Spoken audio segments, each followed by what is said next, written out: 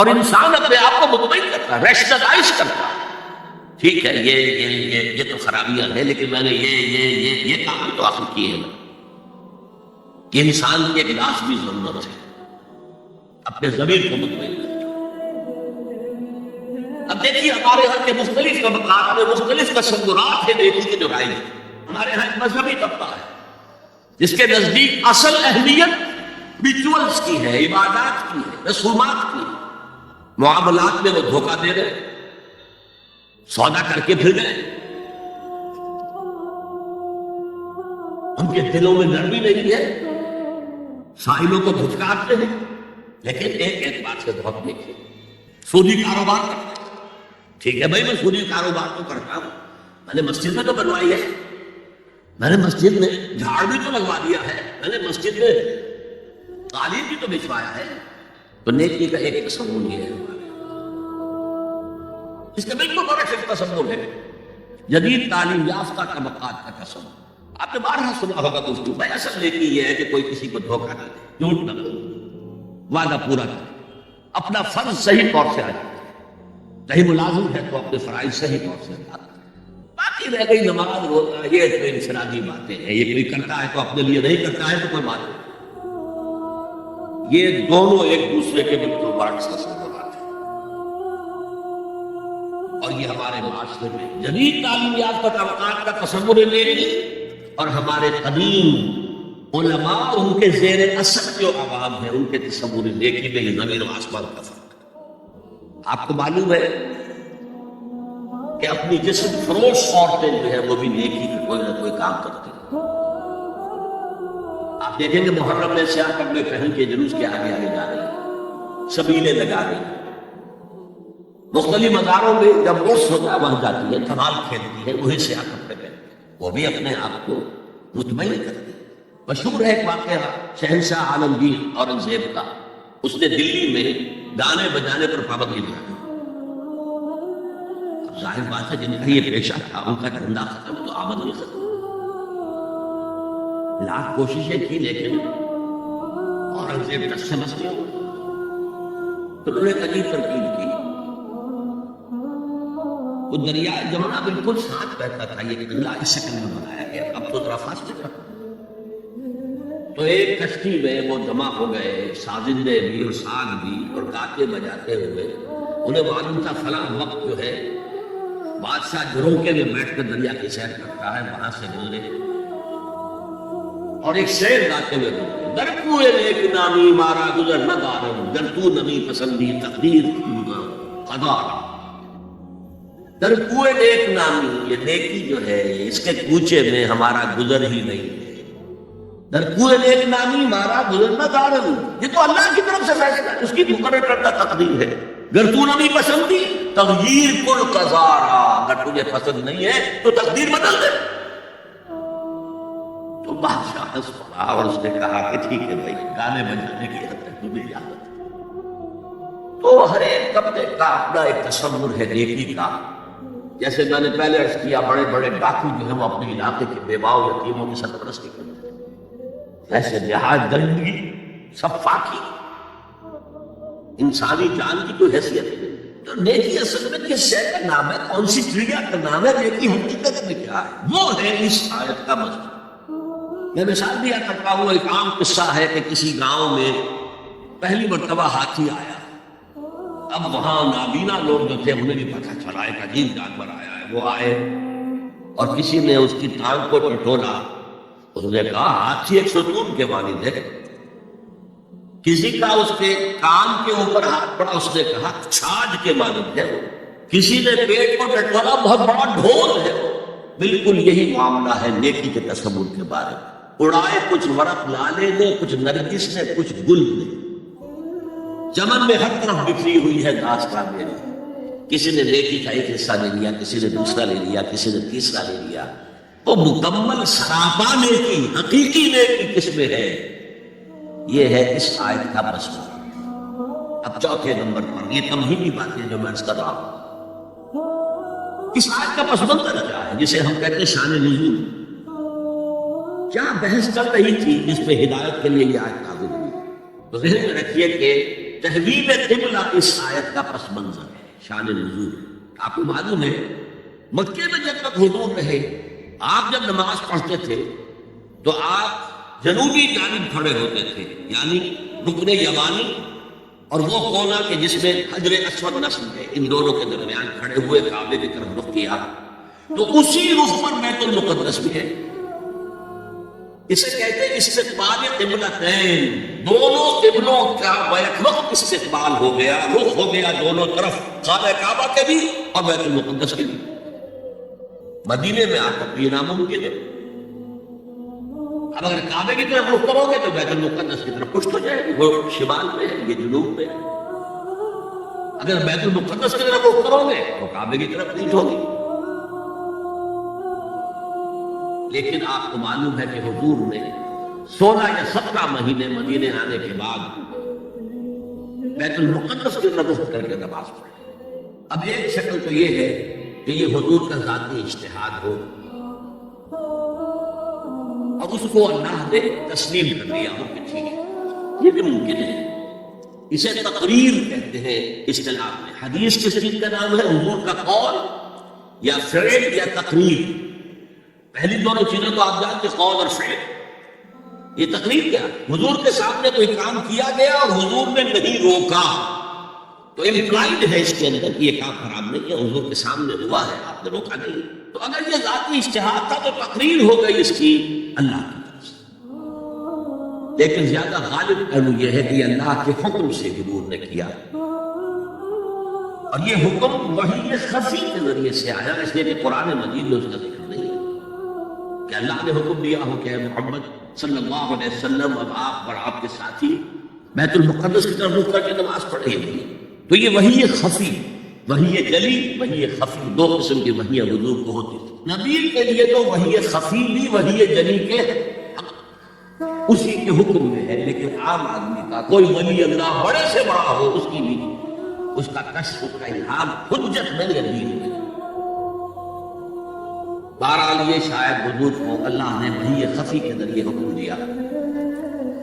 اس کا ایک بہت بڑا سیاسی فائدہ ہوا حضور کو، اور وہ یہ کہ مدینے میں آ کر آپ کا واسطہ پڑا یہودیوں سے۔ وہ بہت منظم تھے، تعلیم یافتہ تھے، بہت کلچرڈ تھے، ان کے ہاں فقہا تھے، ان کے ہاں مفتی لوگ موجود تھے۔ اگر فوری طور پر تصادم یہود کے ساتھ ہو جاتا تو حضور کے قدم مدینے میں جمنا آسان نہ ہوتا۔ یہ جب آپ نے بیت المقدس کی طرف رخ کر کے نماز پڑھی تو یہودیوں نے سمجھا چلو کوئی بات نہیں ہے، تو ہمارے کیمپ فالوورز ہیں، ہمارے قبلے کا رخ کر، لہذا فوری طور پر ان کی طرف سے کوئی مخالفت وہ پیش کی، اور اس 16 مہینے میں حضور کو اپنے قدم جمانے کا مدینہ منورہ میں پورا، بلکہ پہلے 6 مہینے اس میں جو ہے بہت ڈیسائیسو ہے۔ 3 کام آپ نے 6 مہینے میں کیے ہیں تو بالآخر بہت ہی زیادہ فیصلہ کن ثابت۔ نمبر 1 یہ کہ آپ نے مسجد نبوی کی تعمیر کر لی، اب یہی مرکز ہے، یہی درسگاہ ہے، یہی خانقاہ ہے، یہی پارلیمنٹ ہے، یہی دارالمشاورت ہے، یہی سے فوجیں تیار کی جا رہی ہیں، یہی وفود آ کر پیش ہو رہے ہیں، ہمارا ایک مرکز مہیا ہو گیا۔ نمبر 2 یہ کہ مہاجرین میں اور انصار میں مواخات، ایک مہاجر ایک Ansari, they were declared brothers، یہ تھی انٹیگریشن آف دی سوسائٹی۔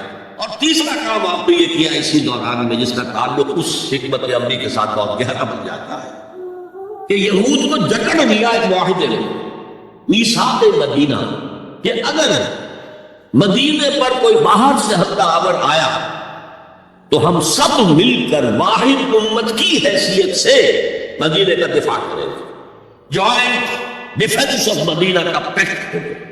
اور یہ چیز بھی حضور کی کامیابی میں بہت فیصلہ کن ثابت ہے۔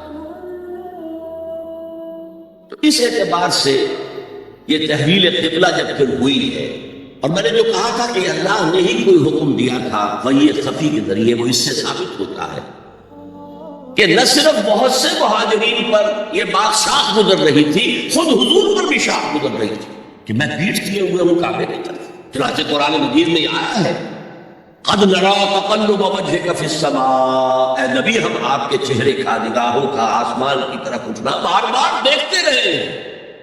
آپ منتظر تھے کہ وقت آئے، حکم آئے، وحی آئے، اور میں رخ بدل۔ وما جعلنا القبلة التي كنت عليها إلا لنعلم من يتبع الرسول ممن ينقلب على عقبيه، یہ اللہ نے اپنی طرف منسوخ کر دیا، اور ہم نے وہ قبلہ جس پر تم اب تک رہے ہو 16 مہینے 17 مہینے، یہ مقرر کیا تھا تاکہ دیکھ لیں کہ کون ہے رسول کا اتباع کرنے والے اور کون ہے جو اپنے الٹے پاؤں پھر جانے والے۔ کیا مطلب ہے اس کا؟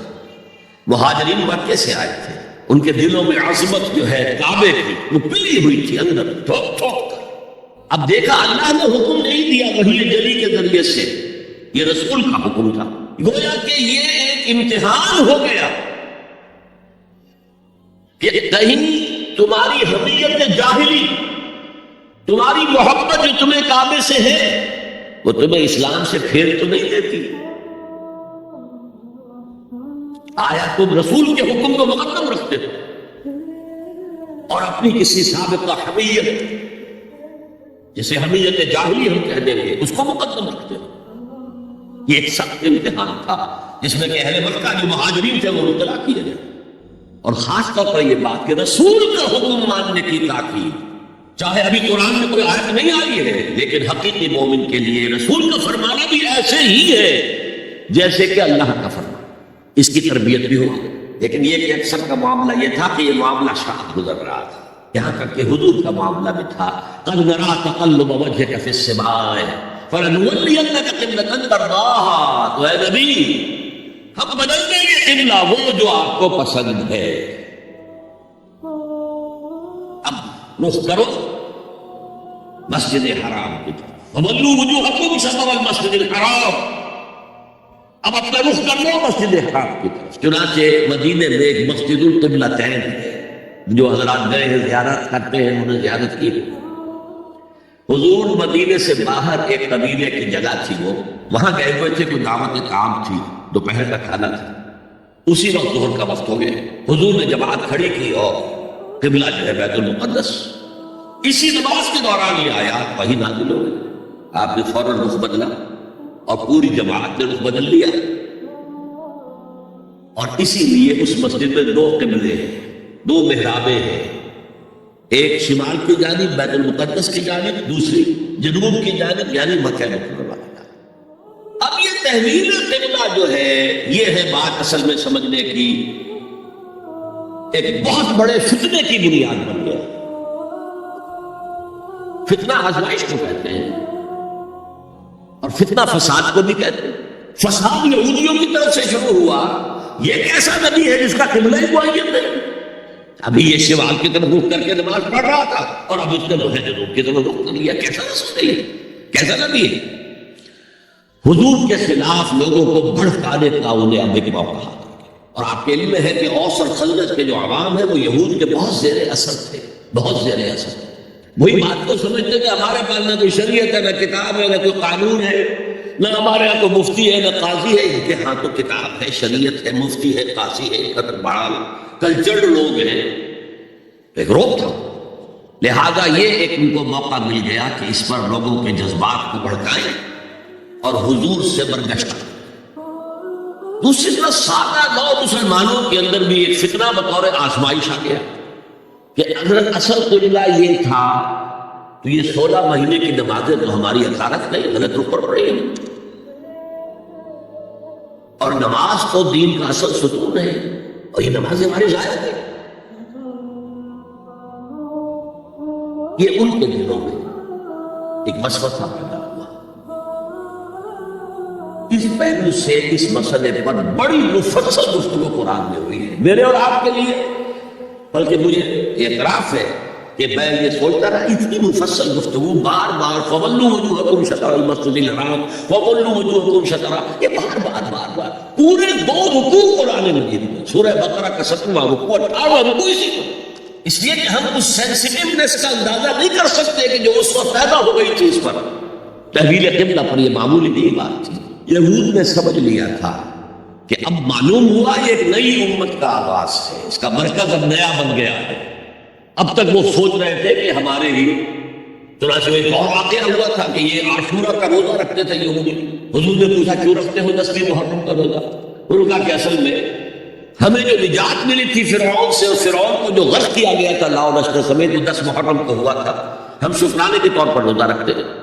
انہوں نے فرمایا کہ موسیٰ کے تو ہم تم سے زیادہ مستحق تھے، لہذا مسلمانوں کو حکم دیا کہ تم بھی 10ویں محرم کا روزہ رکھا. اب یہ چیزیں ایسی تھیں کہ جس سے وہ پیسیفائڈ تھے ایک طرح سے، کہ نہیں یہ کوئی نئی چیز نہیں ہے، یہ ہمارے کیمپ فالوورز. بلکہ حضور نے فرمایا تم 2 روز کا روزہ رکھو، 9ویں محرم کا بھی 10ویں کا. بہرحال اس پر جو ایک تشویش ہوئی ہے، اس تشویش کو دور کرنے کے لیے 2 رکوع، 17واں 18واں رکوع، 2 رکوع پورے کے پورے اسی بحث پر مشتمل ہے.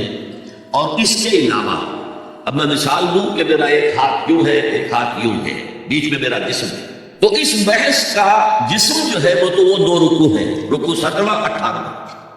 لیکن ادھر دور پہلے ایک آیت آ گئی تھی جس نے زمین ہموار کی، للہ المشرق والمغرب فینما تولوا فثم وجہ اللہ. 2 رکوع پہلے مشرق و مغرب سب اللہ کے ہیں، جدھر بھی رخ کرو اللہ کا رخ ہے. قبلے کا مطلب یہ تو نہیں ہے کہ اللہ اس سمت میں محدود ہے، معاذ اللہ. اللہ کا رخ، اللہ کو مشرق میں ہے، مغرب میں ہے، شمال میں ہے، جنوب میں ہے، فوق میں ہے، تحت میں ہے، ہر جگہ. للہ المشرق والمغرب فینما تولوا فثم وجہ اللہ. مشرق و مغرب سب اللہ کے ہیں، جدھر بھی تم رخ کرو گے وہاں کرو. یہ ایک تمہید ہو گئی تھی. اس کے بعد ایسے وہاں جا کر عجیب سا محسوس ہوتا ہے کہ یہاں تو کوئی سیاق و سباق تو تھا نہیں. یہ آیت کس حوالے سے آئی ہے؟ اصل میں اس بحث کے لیے تمہید وہاں سے شروع کر کے بات چھوڑ دی گئی، اور پھر 2 رکوع آگے جو ہے وہ یہ آیت آ گئی کہ اگر ابھی کوئی ریزیڈول ایفیکٹ باقی ہے تو اب ان سے کہا جا رہا ہے سکون شناس نہیں دل برا خطا انجاز. لوگوں تم بات نہیں سمجھتے، سکون شناس نہیں ہو اے میرے محبوب، دل برا سکون شناس نہیں دل برا خطا انجاز. خطا یہاں ہے، تم جسے اصل نیکی سمجھ بیٹھے ہو، ریچول، ظاہری شکل، وہ اصل نیکی نہیں ہے، وہ کل نیکی نہیں ہے. نیکی تو اصل میں ایک روح ہے جو پورے وجود میں سوال کرتی ہے، ایک بالکل مختلف انسان وجود میں لاتی ہے، ایک پورا مختلف کردار وجود میں لاتی ہے. نیکی تو حقیقت میں وہ ہے.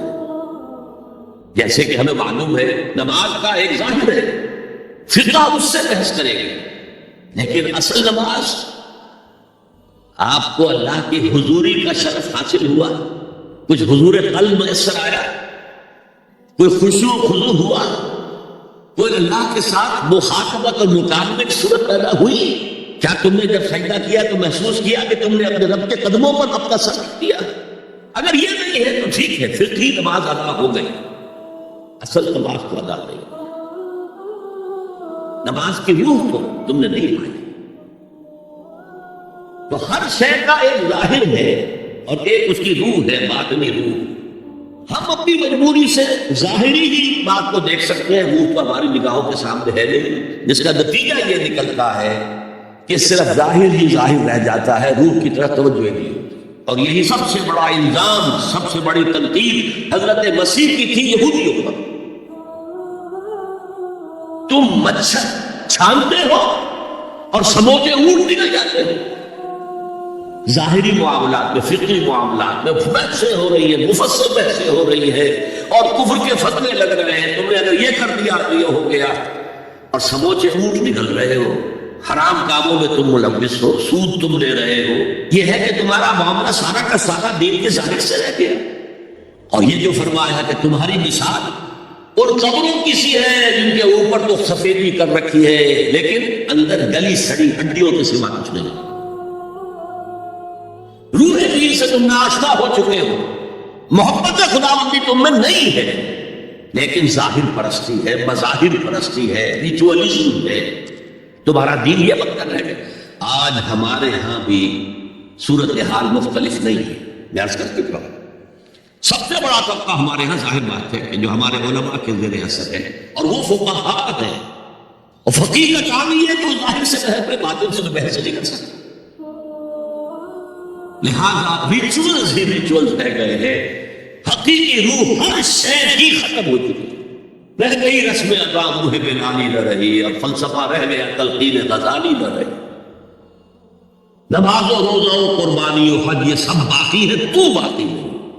اب آئیے اس پر غور کیجئے، جو میں نے عرض کیا تھا لیس البر، اب زبر اور پیش میں زمین و آسمان کا فرق ہو جاتا ہے۔ لیس البر ہوتا جیسا کہ ہے سورہ بقرہ میں آگے جا کر، لیس البر ان تأتوا البیوت من ظہورہا، ان کے ہاں یہ قاعدہ تھا یا ایک رواج ہو گیا تھا کہ اگر احرام باندھ کر گھر سے نکل آئے اور اب کسی ضرورت سے گھر جانا پڑا، دروازے سے نہیں داخل ہو گئے، ایک دفعہ احرام باندھ کے نکل آئے، کیسے جائیں واپس؟ تو گھر کے پچھواڑے سے دیوار پھلانگ کے جاتے، تو وہاں کا یہ کوئی نیکی نہیں۔ لیس البر ہوتا تو اس کا مطلب ہوتا صرف سے کوئی نیکی نہیں ہے، یہ تو ہمارا من گھڑت دکھایا۔ لیس البر یہ خبر ہے جسے مقدم کیا گیا، اور اس کا مفہوم اب ہو گیا حسن، کل نیکی یہ نہیں ہے، یعنی نیکی کا ظاہر بھی ضروری ہے۔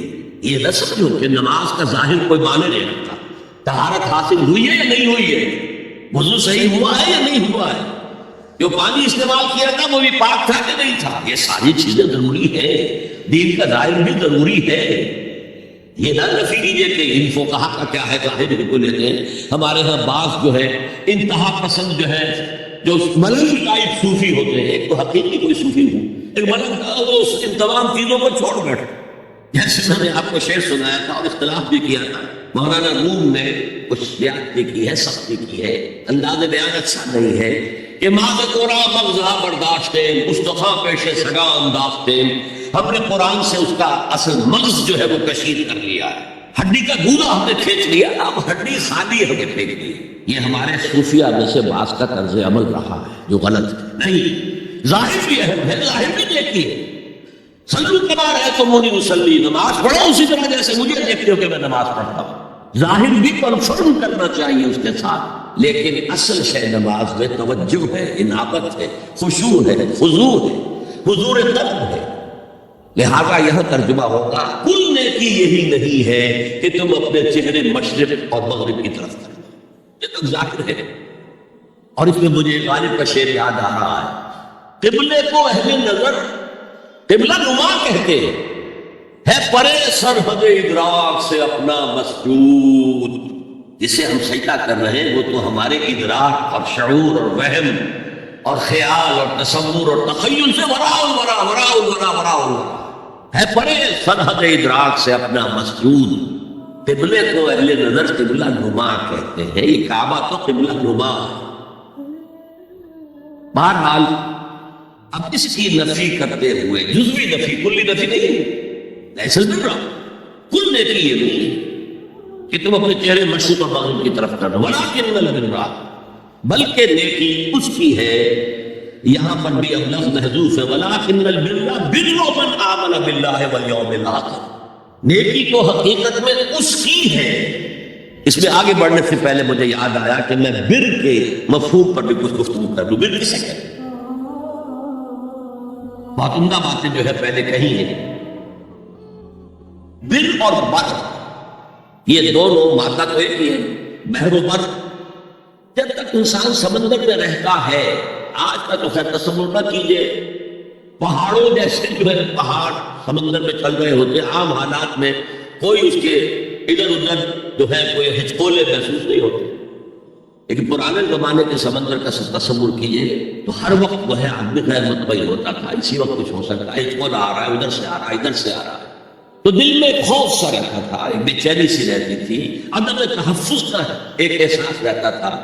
بر پر خشکی پر آتے ہی اطمینان، تو یہ اصل میں انسان کے باطنی اطمینان کے لیے، جو ابھی آپ نے فرمایا کہ دیکھی وہ ہے کہ جس کو کر کے تمہیں خوشی حاصل، اب فتویٰ اپنے دل سے لے لیا کرو، ما حاک فی صدرک، جو کچھ تمہارے سینے کے اندر جو کچھ جس سے خدمت ہو جائے، جس سے بے چینی ہو جائے، وہ اسم ہے، وہ گناہ۔ الاسم ما حاک فی صدرک وکرہت ان یطلع علیہ، اور گناہ وہ ہے کہ جس کے بارے میں تمہیں یہ پسند نہ ہو کہ لوگوں کو اس کی اطلاع ہو، وہ گناہ ہے۔ اس میں بھی مجھے جیسے انگریزی کی نظم کا سٹینزا جو ہے یاد آیا تھا، art is long and time is fleeting, دوڑا جا رہا ہے یہ وقت، and our hearts though stout and brave still like muffled drums are beating funeral marches to the grave۔ اپنے دل کی ہر بیٹ کے ساتھ ہم اپنی قبر سے قریب سے قریب تر ہوتے جا رہے ہیں۔ اسی طرح کی ایک نظم ہے، بڑی پیاری نظم ہے۔ Charities that soothe and heal and bless are scattered over the feet of men like flowers. وہ بھلائیاں، وہ نیکیاں، وہ خدمت خلق، charities which soothe and bless and heals، دل کے اوپر مرہم سا رکھا جاتا ہے نیک کام کر کے، دل کو خوشی ہوتی ہے نیک کام کر کے۔ Charities that soothe and heal and bless are scattered on the feet of man like flowers. یہ تو ان پھولوں کے مانند ہے جو انسان کے قدموں میں پڑے ہوئے ہیں، جس کو چاہے اٹھا لے، جو چاہے اٹھا لے۔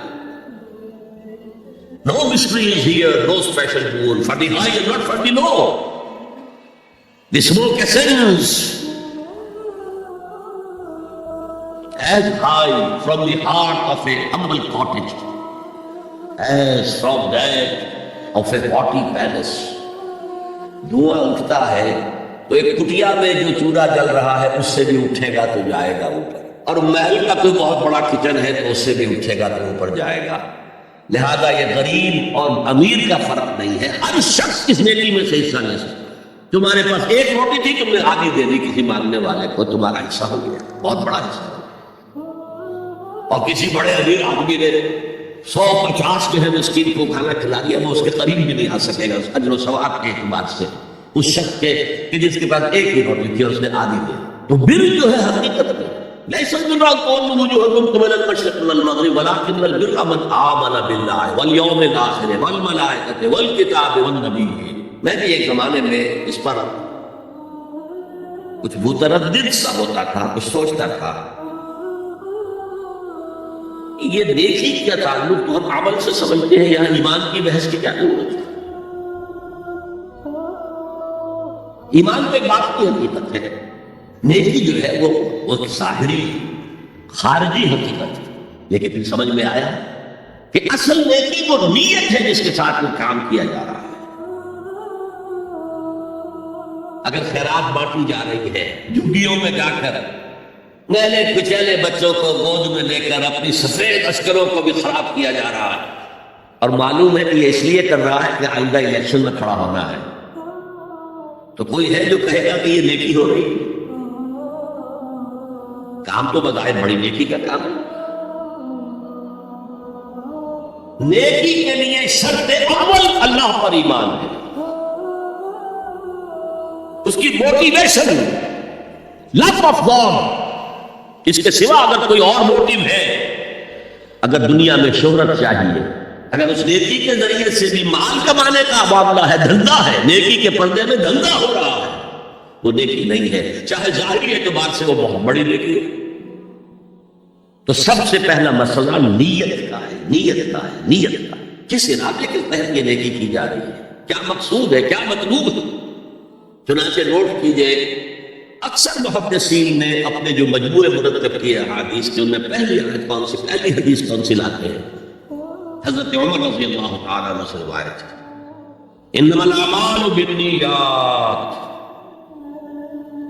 نیکیوں کا، نیک اعمال کا دار و مدار نیتوں پر ہے، وانما لکل امرئ ما نویٰ، ہر شخص کو وہی کچھ ملا ہے جیسے اس نے نیت کی ہوگی۔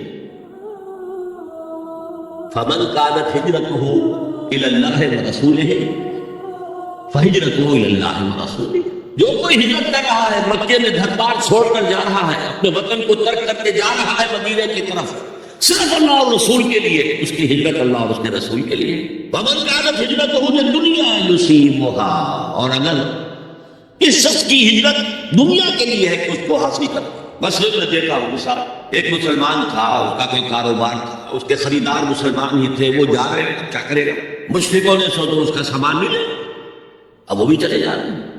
یہ اللہ کو معلوم ہے کہ اس کے ہجرت کا اصل سبب کیا ہے، ہم نہیں طے کر سکتے، لیکن اللہ کے ہاں جو کھاتا کھلا ہوا ہے اس کی یہ ہجرت جو ہے اللہ اور اس کے رسول کے لیے شمار نہیں۔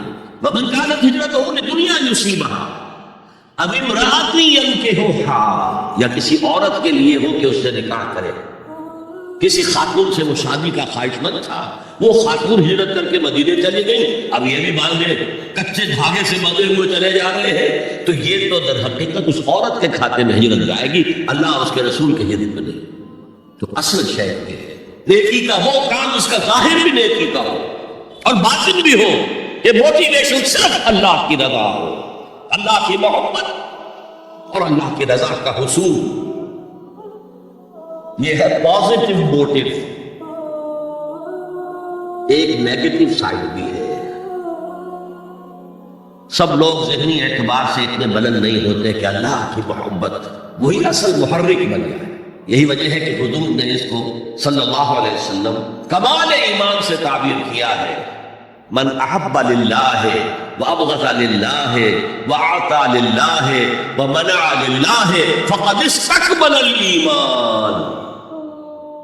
جس نے کسی سے محبت کی تو اللہ کے لیے کی، کسی سے نفرت اور بغض رکھا تو اللہ کے لیے رکھا کہ اللہ کو اس سے نفرت کرنا پسند ہے، اور کسی کو کچھ دیا تو اللہ کو خوش کرنے کے لیے دیا، اور کسی سے کچھ چیز روکی تو صرف اس لیے کہ اللہ کو اس کا روکنا پسند ہے، تو اس شخص نے اپنے ایمان کی تکمیل کر لی۔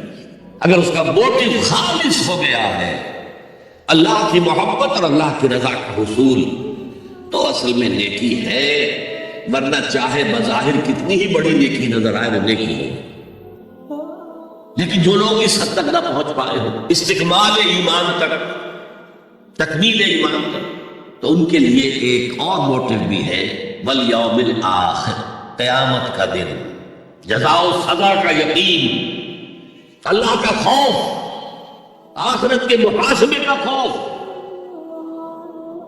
خوف بھی ایک بہت بڑا موٹیو ہے، بہت بڑی موٹیویٹنگ فورس۔ اب میں یوں کہوں گا کہ اگر کسی عمل کا محرک ہے صرف اللہ کی محبت، اس کی رضا کا حصول اور آخرت کی نجات، تو وہ نیکی ہے۔ اگر یہ نہیں ہے، کوئی وطن پرست ہے، وطن کی محبت کی وجہ سے کوئی نیک کام کر رہا ہے، اس کا وہ کام وطن پرستی کے کھاتے میں جائے گا، خدا پرستی کے کھاتے میں نہیں جائے گا۔ کوئی قوم پرست ہے، اپنی قوم کی محبت میں کچھ کر رہا ہے، تو اس کا وہ نیک کام قوم پرستی کے کھاتے میں جمع ہوگا، خدا کی پرستش کے لیے نہیں۔ یہ ہے موٹیو کا فرق، اور یہ ہے موٹیو کی اہمیت، اور اس کا تعلق ہے ایمان باللہ اور ایمان بالآخرت۔ ایک حدیث میں حضور نے فرمایا کہ قیامت کے دن سب سے پہلے 3 اشخاص کا معاملہ پیش ہوگا۔ ایک وہ تھا کہ جو اللہ کی راہ میں جنگ کرتا ہوا مارا گیا تھا، دنیا میں شہید سمجھا جا رہا۔ ایک وہ تھا جسے اللہ نے علم بہت دیا تھا، اس نے علم کو پھیلایا خوب پھیلایا۔ اور ایک وہ جس کے پاس جس کو اللہ نے بہت دولت دی تھی، اس نے دولت جو ہے نیکی کے کاموں میں، بھلائی کے کاموں میں، غربا، یتاما، مساکین کے لیے خرچ کی۔ اب اللہ پوچھے گا وہ شہید صاحب سے کہ دیکھو میں نے تمہیں صحت دی تھی، جسمانی قوت دی تھی، تم نے کیا کیا؟ وہ کہے گا اے اللہ میں نے تیرے لیے قتال کیا اور اپنی جان دے دی۔ اللہ فرمائے گا کذبتا، تو نے جھوٹ بولا، انک قد قاتلت لیقال جریء، تو نے تو یہ جنگ میں حصہ لیا تھا اس لیے کہ تیری شجاعت کا ڈنکا بن جائے، تیری جرأت کی شہرت ہو جائے۔ وقد قیل، وہ کہا جا چکا، اب یہاں تمہارے لیے کچھ نہیں ہے۔ اور فرشتوں کو حکم ہوگا اوندھے منہ گھسیٹتے ہوئے اس کو جہنم میں ڈال دیں۔ یہی حشر ہوگا اس عالم کا، تو نے وہ نیکی کا کام کیا تھا، یقال عالم، کہا جا چکا دنیا میں، ڈنکا بن چکا تمہاری شہرت کا۔ اب اس میں نوٹ کیجیے، اگر کسی عالم کے لیے ڈنکا بن جائے، اس کی اپنی نیت وہ نہیں تھی تو اس کے اندر کوئی خرابی نہیں۔ یہاں معاملہ نیت کا ہے۔ اگر نیت یہ ہو کہ میرے علم کی شہرت ہو جائے، میرے ہاتھ چومے جائیں، مجھے نذرانے پیش کیے جائیں، تو پھر وہی حشر اس کا ہوگا کہ اوندھے منہ گھسیٹ کر جہنم میں ڈال دیا جائے۔ یہی حشر اس سخی کا ہوگا جس نے سخاوت کی تھی، جس کے سخاوت کے ڈنکے بج گئے تھے، اس کا بھی یہی حشر ہوگا۔ تو انما الاعمال بالنیات، اور یہاں نیکی کی بحث میں سب سے پہلے ولکن البر من آمن باللہ والیوم الآخر، اب جو والملائکۃ والکتاب والنبیین، ان تینوں کو جمع کر لیجئے، اس سے مراد ہے نبوت اور رسالت۔ ملائکہ وحی کا ذریعہ ہے جو انبیاء تک لے کر آتے رہے، اس وحی کا جو ریکارڈ مرتب ہوا وہ کتابیں ہیں، اور جن پر وہ وحی آئی وہ نبی ہے۔ ان تینوں کو جمع کر لیجئے، رسالت، ایمان باللہ، ایمان بالآخرہ اور ایمان بالرسالت۔ اب اس کا تعلق کیا ہے نیکی کے ساتھ؟ یہ ذرا گہری بات ہے۔ دیکھیے نیکی کا جذبہ بھی جو انسان کے پیشنز ہوتے ہیں وہ اندھے بہرے ہوتے ہیں، پیشن جذبہ، نیکی بھی ایک جذبہ ہے۔ کبھی یہ جذبہ حد اعتدال سے تجاوز کر کے بدی بنا دیتا ہے، کیسے رہبانیت، ترک دنیا، شادی نہیں کروں گا، گھر گرہستی کا بکھیرا بول نہیں دوں گا، بس اللہ سے لو لگاؤں گا۔ ظاہر بات ہے جس نے بھی فیصلہ کیا نیکی کے جذبے کے تحت کیا نا، لیکن اس کا جو نتیجہ نکلا اکثر و بیشتر پھر حرام کاری ہوئی۔ آپ عیسائیت کی جو ہے ہسٹری آف کرسچن موناسٹسزم اس کا مطالعہ کیجئے، انہوں نے خود لکھا ہے کہ بظاہر راہب خانے ہیں، راہب اور راہبائیں رہتی ہیں، اور ان کے تہخانوں میں حرامی بچوں کے قبرستان ہو جاتے ہیں۔ یہ نیکی کے جذبے نے بدی کو جنم دیا۔ حضور کے ساتھ ایسا ہوا، 3 اشخاص آئے، انہوں نے حضور کے ازواج مطہرات سے معلوم کیا آپ رات کو کتنا وقت نماز میں لگاتے ہیں، آپ مہینے میں کتنے نفلی روزے رکھتے ہیں۔ اب جو کچھ انہیں بتایا گیا، حضور کی زندگی کھلی کتاب تھی، بتا دیا گیا اتنا عرصہ جو ہے آپ رات کو تہجد پڑھتے ہیں، بتا دیا گیا مہینے میں اتنے روزے رکھتے ہیں۔ انہوں نے اسے کم سمجھا، فتقالوہا، قلیل سمجھا کہ یہ تو زیادہ نہیں ہے۔ ہمارا تو خیال تھا کہ آپ ساری رات کھڑے رہتے ہو، لیکن اپنے دل کو مطمئن کرنے کے لیے کہ حضور کی کہیں توہین بھی نہ ہو جائے، کہا انہوں نے تو ضرورت نہیں ہے، وہ تو معصوم ہی ہے، ان کی خطائیں اول تو ہوتی نہیں ہے، اگر کوئی ہے بھی تو اللہ نے کہہ دیا قد غفر اللہ لک ذنبک ما تقدم منہا وما تأخر، اللہ نے تو معاف کر دی اگلے پچھلے سارے گناہ، میرے لیے یہ کافی نہیں ہے۔ ایک نے کہا میں پوری رات عبادت کروں گا، اپنی کمر بستر سے نہیں لگاؤں۔ دوسرے نے کہا کہ میں ہمیشہ ہر روز روزہ رکھوں گا، کبھی افطار نہیں کروں گا۔ تیسرے نے کہا میں کوئی شادی بیاہ نہیں کروں گا، ایک حقیر میں نہیں پڑھوں گا میں۔ حضور کو خبر ہو گئی، آپ نے طلب فرمایا اور غصے کے انداز میں وہ الفاظ کہے کہ جو حضور سے بالکل متوقع نہیں۔ واللہ انی لاتقاکم واخشاکم، خدا کی قسم میں تم سب سے زیادہ متقی ہوں اور سب سے زیادہ اللہ سے ڈرنے والا ہوں، لیکن میرا طریق یہ ہے کہ میں رات کو سوتا بھی ہوں اور نماز بھی پڑھتا ہوں، میں روزہ رکھتا بھی ہوں، نافلہ بھی کرتا ہوں، میں نے شادیاں کی ہیں، متعدد ازواج میرے گھروں میں ہیں۔ فمن رغب عن سنتی فلیس منی، جو بھی میری سنت سے ہٹا وہ مجھ میں سے نہیں ہے، میرا امت ہی نہیں۔ تو نیکی کا جذبہ بھی حد اعتدال سے تجاوز کر کے بدی کو جنم دے سکتا ہے۔ ایک صحابی، نوجوان صحابہ میں سے عبداللہ بن عمرو بن العاص، عجیب یہ بات ہے کہ باپ جو ہے بہت بڑا سیاستدان، بہت بڑا جری، سپہ سالار، بہت بڑا حکمران، حضرت عمرو بن العاص، بیٹا نہایت زاہد و عابد، مرتاس، زاہد مرتاس، ساری رات کھڑے ہیں، بستر سے کمر ہی نہیں لگائی، ہر روز روزے سے۔ یہ خبر دی گئی حضور کو تو آپ نے طلب فرمایا یا عبداللہ اولم اخبر انک تقوم اللیل وتصوم النہار، اے عبداللہ مجھے یہ خبر نہیں دی گئی ہے، یعنی یہ بات جو ہے صحیح ہے کہ نہیں کہ تم ساری رات عبادت کرتے ہو، ہر روز روزہ رکھتے ہو؟ کیا کہہ سکتے تھے؟ بلا یا رسول اللہ، حضور ایسا تو ہے۔ فرمایا لا تفعل، ہرگز ایسا مت کرو، فإن لزوجک علیک حقا وإن لزوجک علیک حق بل ان لنفسک علیک حقا، تمہارے نفس کے بھی تم پر حقوق ہیں، تمہاری بیوی کے بھی تم پر حقوق ہیں۔ ان کی زوجہ سے کسی نے پوچھا تھا تم ہمیشہ میری کو چہری رہتی ہو، کبھی ہم نے تمہیں کسی اچھے لباس میں کس کوئی جسے سنگھار کہہ دیتے کہیں میں نے دیکھا تو انہوں نے کہا کہ مجھے کیا غرض ہے، تمہارے بھائی کو تو مجھ سے کوئی غرض ہے ہی نہیں، میں کس کے لیے بناؤ سنگھار کروں؟ یہ بھی الفاظ ہے۔ فرمایا ہرگز مت کرو، میں تو کرتا ہوں، میں روزے بھی رکھتا ہوں لیکن نہیں بھی رکھتا، میں نماز پڑھتا ہوں سوتا بھی، میری بیویاں ہیں نکال دے، تو میری سنت اگر تم نے چھوڑ دی تو تمہارا مجھ سے کوئی تعلق نہیں ہوگا۔ اس کا مطلب کیا ہوا؟ تو سبب نیکی کا ایک ماڈل بھی سامنے رہنا چاہیے جس میں توازن ہو، اعتدال۔ انبیاء وہ توازن پیش کرتے ہیں اپنے کردار اور شخصیت کے ذریعے سے۔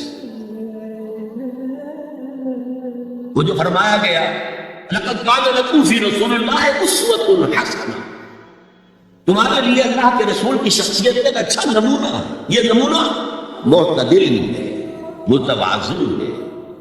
حضرت عائشہ فرماتی ہیں حضور ہمارے مابین تشریف فرما ہوتے تھے، پیار اور محبت کی باتیں بھی ہوتی تھی. حضور ہمارے ہاں کے جو ذرا زیادہ دیندار جنہیں زیادہ مسالہ لگ جاتا ہے، وہ کرخت مزاج کے گھروں میں بھی معلوم داخل کیا ہوا قیامت آ گئی ہے، تو اس طرح کا نہیں تھا معاملہ. اپنی بیویوں کی دل جوئی، ان سے محبت اور پیار کی باتیں.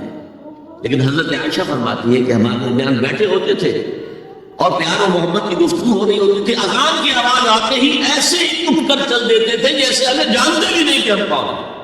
یہ توازن پیدا کرو، ترک دنیا نہیں، دنیا میں رہو اور پھر وہ کردار پیش کرو جو محمد نے پیش کیا صلی اللہ علیہ وسلم اور آپ کے صحابہ نے پیش کیا. دنیا میں رہتے ہوئے ترک دنیا اس معنی میں دنیا مقصود نہ بن جائے، مطلوب نہ بن جائے. لا مقصود الا اللہ، لا مطلوب الا اللہ، لا محبوب الا اللہ. تو یہ ہے اس نیکی کی بحث میں ایمان میں رسالت کا معاملہ. اب آگے چلتے ہیں. وَآتَى الْمَالَ عَلَىٰ حُبِّهِ، اور دیتا ہے وہ اپنا مال یا دیا اس نے اپنا مال اس مال کی محبت کے باوجود، علی الرغم. جن حضرات نے ترجمہ کیا ہے کہ اللہ کی محبت کی وجہ سے یا اللہ کی محبت میں وہ مال دیتے ہیں، یہ غلط ہے. جو بحث ہو چکی ہے، موٹیویشن تو ان کی درست ہو گئی، ایمان باللہ، ایمان بالآخرہ سے. اب آگے اس کے تکرار کی ضرورت نہیں ہے. اور عربی میں کسی کی محبت میں کوئی شے آئے تو فی یا لام آئے گا. علی آتا ہے مخالفت کے لیے، علی الرغم.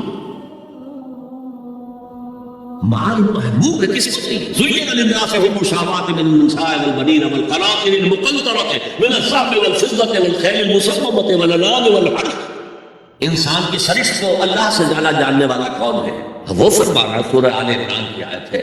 مزین کر دی گئی ہے انسانوں کے لیے محبت بیویوں کی، بیٹوں کی اور ڈھیروں مال کی، سونے کی اور چاندی کی، اور گھوڑے وہ کہ جو پیڈگری والے ہوں اور جو بہت اعلیٰ نسل کے ہوں، خیل المسومہ نشان زدہ گھوڑے، اور مال ہو، بھیڑے بکریوں کے گلے کے گلے ہو، اور گائے اور بیل ہو. یہ ساری چیزیں محبوب ہیں. اس محبت کے خلاف عمل کرتے ہوئے مال خرچ کرنا تبھی تو مجاہدہ ہے.